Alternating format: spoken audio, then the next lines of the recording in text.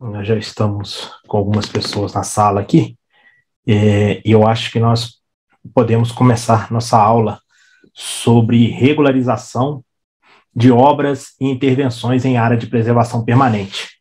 Para aqueles que não me conhecem, meu nome é Edson Souza, eu trabalho há mais de 13 anos com fiscalização ambiental, eu sou especializado em direito ambiental, em perícia e em auditoria ambiental. E também eu ministro um curso completo na área de direito ambiental voltado para profissionais que trabalham na área de meio ambiente. E sempre que eu posso, eu tento ministrar algumas aulas de acordo com a agenda, porque meu trabalho principal não é esse, eu sou funcionário público, né? Eu sempre tento ministrar algumas aulas voltadas para ensinar o direito ambiental para profissionais que atuam na área de meio ambiente, como gestores ambientais, engenheiros ambientais, advogados, consultores ambientais, engenheiros florestais, entre outros. O direito ambiental ele acaba sendo muito complexo e todos os profissionais que trabalham na área ambiental acabam tendo muita dificuldade, porque na faculdade, infelizmente, o tema não é abordado com a seriedade que ele merece, que ele devia ser abordado, porque todos os trabalhos que são realizados na área de meio ambiente, eles são pautados por normas e procedimentos técnicos. Não tem como você executar um trabalho na área de meio ambiente caso ele não tenha previsão legal. Se você, por exemplo, precisa efetuar uma intervenção em área de preservação permanente, tem que ter uma previsão legal permitindo que aquela intervenção seja efetuada. Eu quero instalar uma atividade potencialmente poluidora ou degradadora do meio ambiente. É necessário uma norma que regulamente as possibilidades de instalação daquela atividade. Então, o direito ambiental ele acaba sendo fundamental para profissionais que atuam na área ambiental e também para outros profissionais que não são da área de meio ambiente, eles atuam em atividades que envolvem meio ambiente. Por exemplo, o engenheiro civil. Como que ele vai ser o responsável técnico pela execução de uma obra que está em solo não edificável? Então, ele precisa entender de direito ambiental, ele precisa saber o que é um solo não edificável, o que é uma área de preservação permanente, para ele ter condições de efetuar o seu trabalho de maneira correta e não correr riscos de ser punido por alguma negligência ou alguma imprudência. E, infelizmente, até na faculdade de Direito, o direito ambiental ele é pouco abordado e é dado pouca importância à matéria. Você não vê praticamente nada de direito ambiental na faculdade de Direito. E isso é um fato lamentável, porque algumas faculdades nem oferecem a disciplina. E eu acredito que a maioria dos outros cursos também, né, como engenharia, gestão ambiental, oferecem muito pouco ou nada de direito ambiental. Então, vamos dar sequência na nossa aula aqui. Hoje nós vamos falar de uma área que é bastante interessante e que geram muitas dúvidas, que são as áreas de preservação permanentes e as possibilidades de regularizações de obras e intervenções nessas áreas. Muitos acreditam que áreas de preservação permanente são áreas cobertas por vegetação nativa, outros acreditam, né, que essas áreas são intocáveis, que não podem ser realizadas nenhuma atividade nessas áreas, porém, áreas de preservação permanente são áreas de uso restrito. Há as possibilidades legais que podem ser executadas obras e intervenções dentro dessas áreas de preservação permanente. E nós vamos verificar as possibilidades de realizar obras e intervenções nessas áreas, né, consideradas de preservação permanente, e as previsões legais referentes a isso, porque as intervenções na área de preservação permanente, ou pelo menos a maioria delas, podem ser autorizadas e podem ser realizadas, mas precisa de ser feito um processo administrativo junto aos órgãos ambientais. Tem algumas, na verdade, existem alguns casos de intervenções que nem precisam de autorização do órgão ambiental, mas são poucas. No geral, toda intervenção que for realizada dentro da área de preservação permanente é necessário a autorização do órgão ambiental competente. Vamos falar um pouco sobre o que é a área de preservação permanente, né? Para nós falarmos da regularização de obras e intervenções em área de preservação permanente, nós precisamos falar um pouco sobre o que são áreas de preservação permanente. As áreas de preservação permanente, elas vêm tipificadas no âmbito nacional no novo Código Florestal, Lei 12.651. E são áreas cobertas ou não por vegetação nativa, podem ser urbanas ou rurais, que possuem a função ambiental de preservar os recursos hídricos, a paisagem, a estabilidade geológica, o fluxo gênico de fauna e flora, assegurar o bem-estar das populações humanas, entre outras. No Código Florestal vem especificado as características das áreas de preservação permanente, mas nós não podemos analisar, quando falamos de área de preservação permanente, só o novo Código Florestal. Por quê? A competência para legislar sobre questões ambientais, ela pertence à União, aos estados e ao Distrito Federal. A competência, ela é concorrente. Então, os estados, eles podem legislar sobre questões ambientais. Então, eles podem legislar sobre áreas de preservação permanente. E por que eu digo que não podemos avaliar só o Código Florestal? Porque se você morar num estado que tiver uma legislação estadual e ela for mais restritiva que o novo Código Florestal, ela é válida.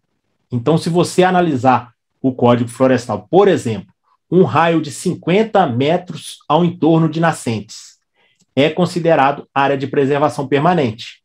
Porém, se no seu estado tiver uma legislação estadual estabelecendo que lá a área de preservação permanente é um raio de 70 metros ao entorno da nascente, essa legislação ela é constitucional, ela é válida e terá que ser respeitado no seu estado um raio de 70 metros.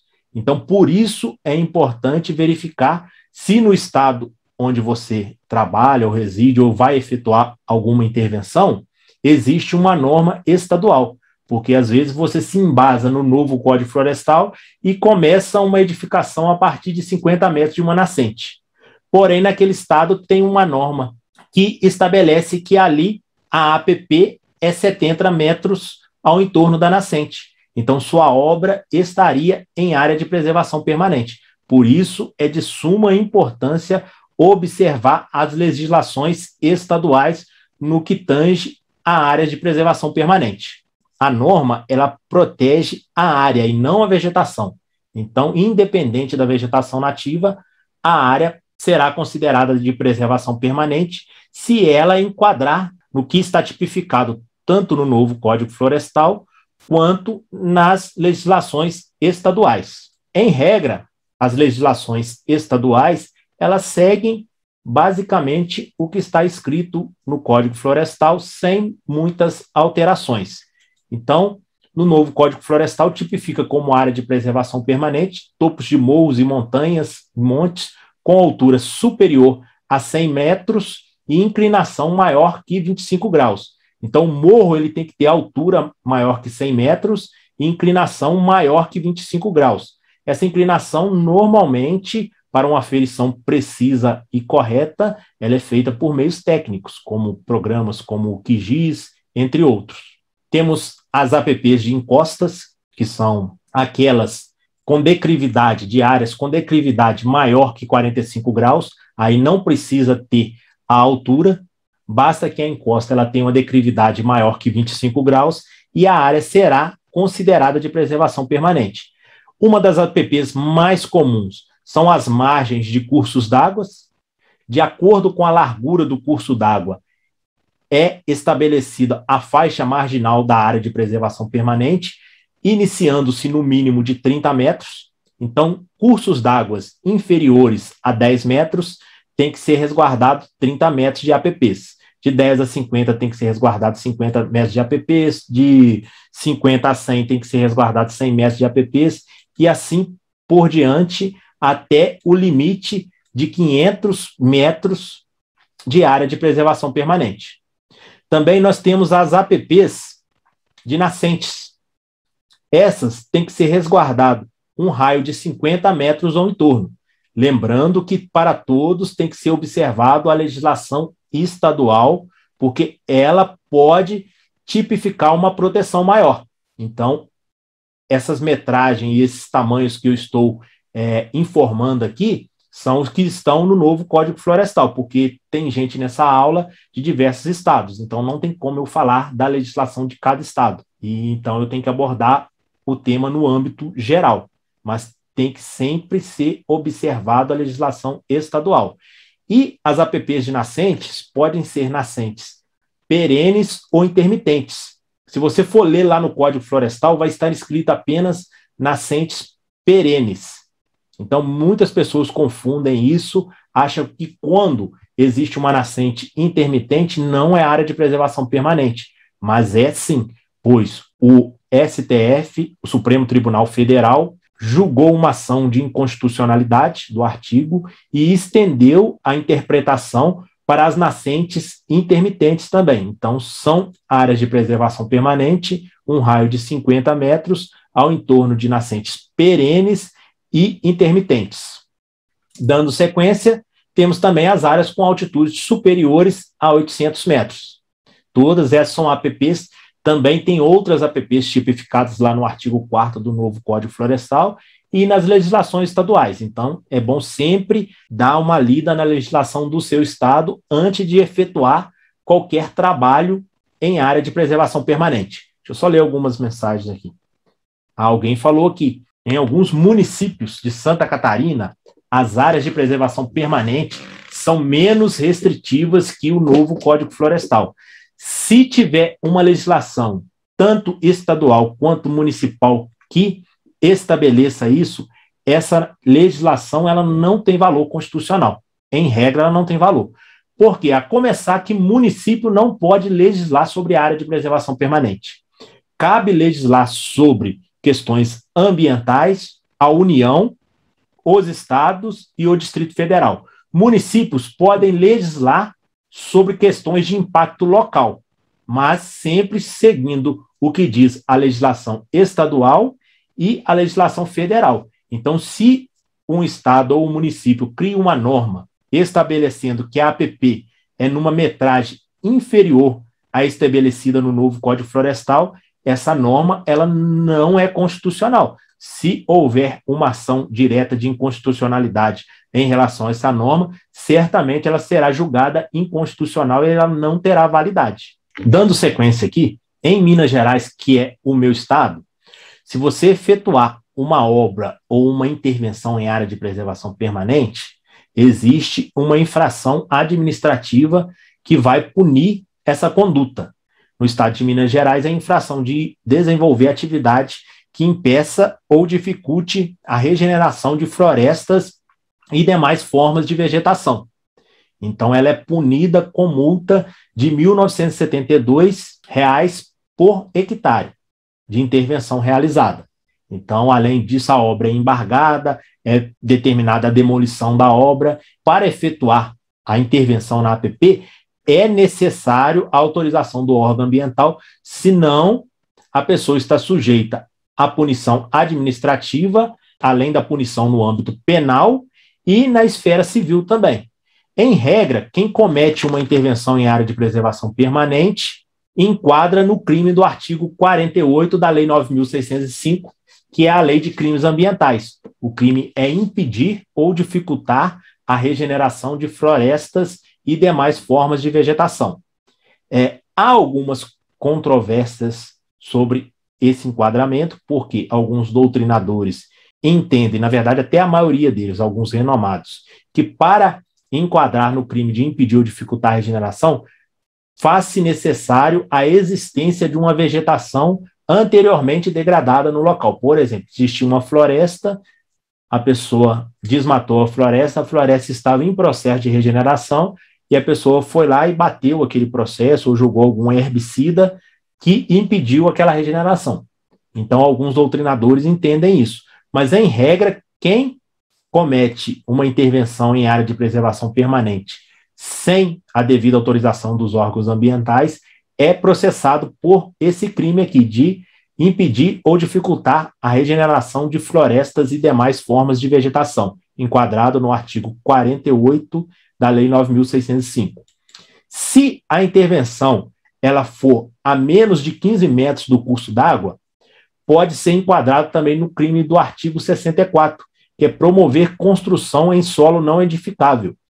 Tanto a Lei 6766, que é a lei que define os critérios para o parcelamento de solo, como o novo Código Florestal, tipificam como solo não edificável uma margem de 15 metros a partir do curso d'água. Então, se a pessoa realizou uma intervenção, uma edificação nessa área, ela promoveu uma construção em solo não edificável e enquadra no artigo 64. Eu já vi muito o Ministério Público processar nesse artigo 60 também, quem construir, reformar, ampliar, instalar ou fazer funcionar atividades potencialmente poluidoras, em regra não enquadra, esse enquadramento ele é errôneo, porque as atividades potencialmente poluidoras necessitam uma norma complementar para estabelecer quais são as atividades potencialmente poluidoras. Por exemplo, no estado de Minas Gerais, a DN 217, DN do Conselho Estadual de Meio Ambiente, estabelece quais são as atividades potencialmente poluidoras no estado. E não estão enquadradas nessas atividades as intervenções em área de preservação permanente. Então, em regra, não enquadra. É muito comum pessoas que realizam uma intervenção em área de preservação permanente, descoberta de vegetação nativa. Por exemplo, a menos de 30 metros do curso d'água, a pessoa vai ali e realiza uma obra. É muito comum a pessoa ser processada na esfera penal pelo crime de desmatar floresta em área de preservação permanente. Eu participo de audiências diretas, de fiscalizações que eu faço, e já foram várias vezes, só dando um adendo aí, esses crimes, tanto do artigo 48, quanto do artigo 64, quanto do artigo 60, eles são crimes de menor potencial ofensivo, cuja pena máxima não ultrapassa 2 anos. Então, eles são julgados no juizado especial. Mas é muito comum eu participar de audiências onde a pessoa realizou uma intervenção na área de preservação permanente, por exemplo, a menos de 30 metros do curso d'água, a pessoa foi ali, construiu uma casa, fez uma obra, uma passagem, uma remoção de terra, entre outras intervenções, e no fórum ela está sendo processada por desmatar floresta considerada de preservação permanente, crime do artigo 38 da Lei 9.605. Não enquadra, porque não tinha floresta no local. E o que eu acho mais engraçado, que na audiência, até hoje, nenhum advogado me perguntou, como eu fui o fiscal, eu sou a principal testemunha do caso, do crime, da intervenção, né? E até hoje não ocorreu de nenhum advogado me fazer a pergunta mais básica possível. Tinha floresta no local? Logicamente que eu iria responder que não. Então, se não tem floresta, não tem o crime, não tem o elemento do crime, que é a floresta. Como que você vai ser condenado por desmatar uma floresta de preservação permanente se não existia floresta no local? E é muito comum acontecer isso, e nas audiências nenhum advogado, nenhum defensor faz essa pergunta. Tem floresta no local? O que demonstra a dificuldade na área ambiental e a falta de conhecimento da maioria dos profissionais, que realmente a área ambiental ela é muito complexa. Para você ter um conhecimento aprofundado, você tem que estudar muito, e mesmo assim é difícil. Você se depara cada dia com uma situação diferente. Então, dando sequência aqui, quando uma pessoa ela é processada por um crime ambiental ou ela é acusada de uma intervenção em área de preservação permanente, se for o crime do artigo 48, do 60 ou do 64, que são crimes de menor potencial ofensivo, ela tem direito à suspensão condicional do processo e, antes disso, ela tem direito ainda à transação penal. Ambos são um acordo para o processo não ter seguimento. E esse acordo, ele é condicionado à reparação do dano ambiental. Então, toda vez que uma pessoa for processada, ela estiver sendo acusada de um crime na área ambiental, um crime de menor potencial ofensivo, será proposto para ela uma transação penal e, posteriormente, uma suspensão condicional do processo, para depois o fato ser levado a julgamento. E quando esse acordo ele é feito, ele é condicionado à reparação do dano ambiental. Aí que entra a maioria dos profissionais ambientais, como engenheiros florestais, engenheiros agrônomos, engenheiros ambientais, biólogos, entre outros. Por quê? Para esse acordo ele ser válido, precisa ter a reparação. E para haver a reparação do dano ambiental, primeiro é necessário apresentar um projeto, que pode ser um PRAD, né, um plano de recuperação de áreas degradadas, e em Minas Gerais também é aceito o PTRF, um projeto técnico de reconstituição da flora. Então, os profissionais competentes para fazer, né, para realizar esse plano, são engenheiros florestais, ambientais, gestores ambientais, agrônomos, entre outros.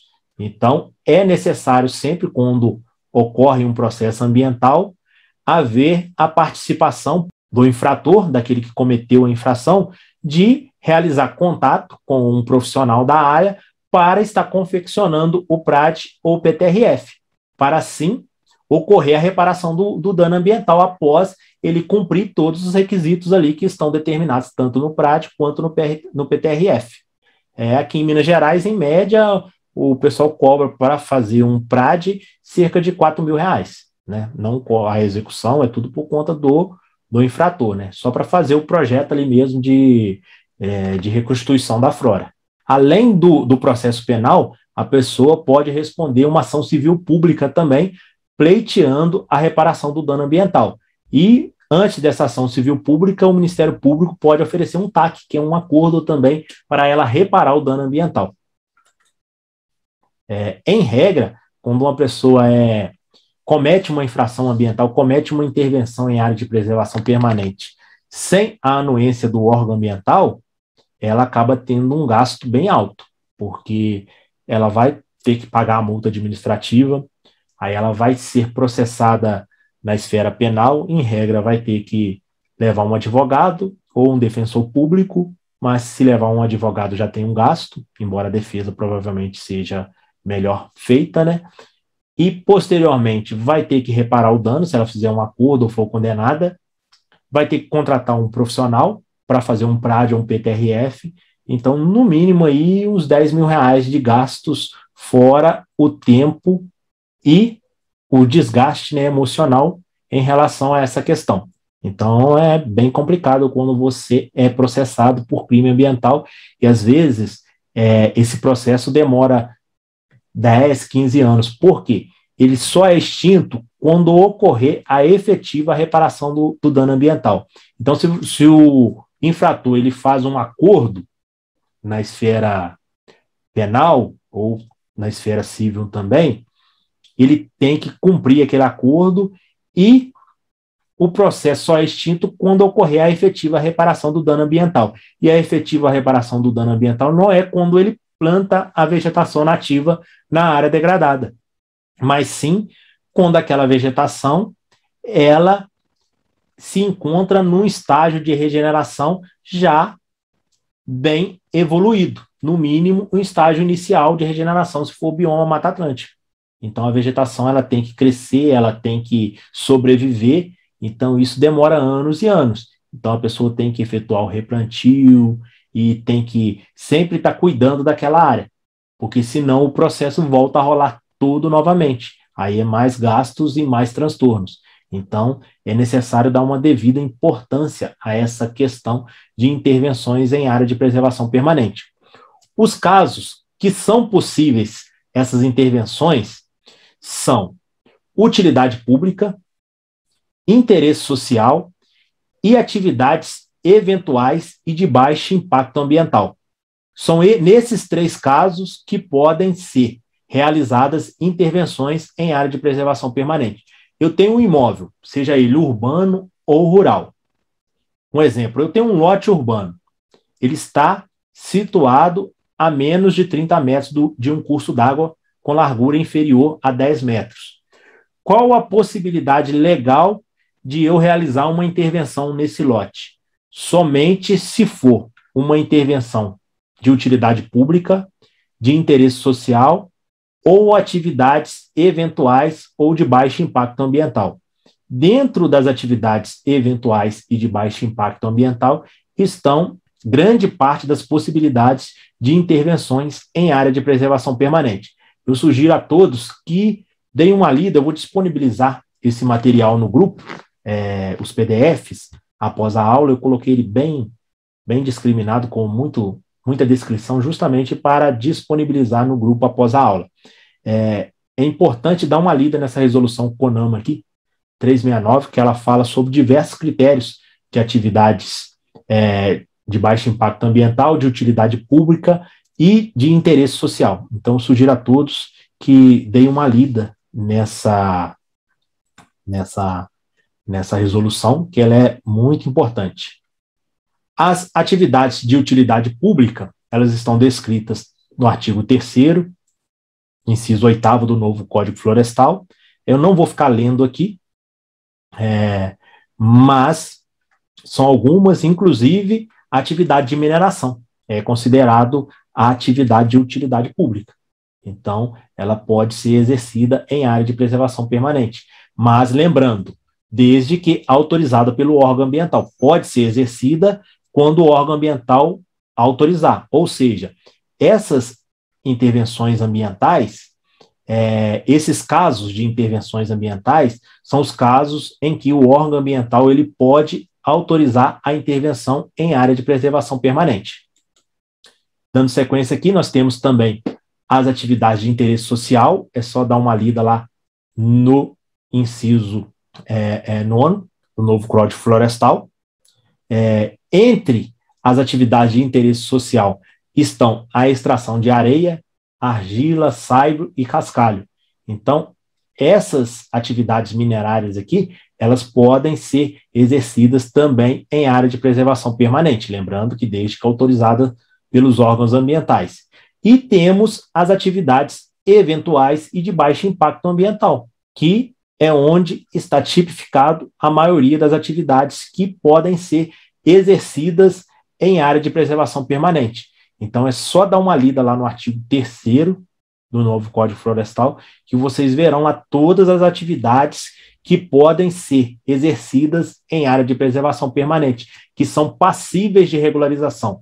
Por exemplo, abertura de pequenas vias de acesso de pessoas e animais, suas pontes e pontilhões. Tem um imóvel, alguém mandou aqui, que o acesso é através de uma área de e foi negada a licença. É possível recorrer? Alguém perguntou aqui. É sim, porque a abertura de pequenas vias de acesso de pessoas e animais, suas pontes e pontilhões, é atividade de baixo impacto ambiental. Então, ela pode ser autorizada dentro do processo legal, dentro do devido processo legal. Então, tem que ser verificado nesse caso aqui que houve a negativa, que uma pessoa mandou aqui no bate-papo, se havia alternativas, se o processo ele foi efetuado de maneira correta. Muitas vezes o cidadão ele não consegue a licença porque o profissional fez o procedimento de maneira errônea. Recentemente eu fui numa intervenção, era uma atividade eventual de baixo impacto ambiental, estava sendo executada dentro da APP, era uma atividade passível de regularização junto ao órgão ambiental, era uma atividade ainda para ajudar, considerada emergencial, podendo ser considerada até obra de defesa civil. Então, tinha todas as possibilidades para a realização da atividade de maneira legal. Porém, os profissionais que estiveram no local não informaram devidamente que aquela atividade era de baixo impacto ambiental, era uma atividade emergencial, então era passível de regularização junto ao órgão ambiental. E naquele caso, por ser uma obra emergencial, em Minas Gerais, você comunica o órgão ambiental que vai executar a obra emergencial, você não precisa esperar sair a licença. Você, a partir do momento que você protocola o comunicado no órgão ambiental, você pode já começar a execução da obra e tem o prazo de 90 dias para regularizá-la, entrar com o procedimento adequado para sair a autorização para intervenção. Mas, durante esse período, por ser uma obra emergencial que não pode esperar, você já pode realizar a obra no local. Então, isso facilita muito para quem precisa realizar uma atividade na APP emergencial. Por exemplo, existe um imóvel que está a menos de 30 metros do curso d'água e as margens do lote, vamos dizer assim, estão desmoronando. Você precisa fazer uma obra de reconformação da margem do curso d'água, que é considerada atividade de baixo impacto ambiental em Minas Gerais.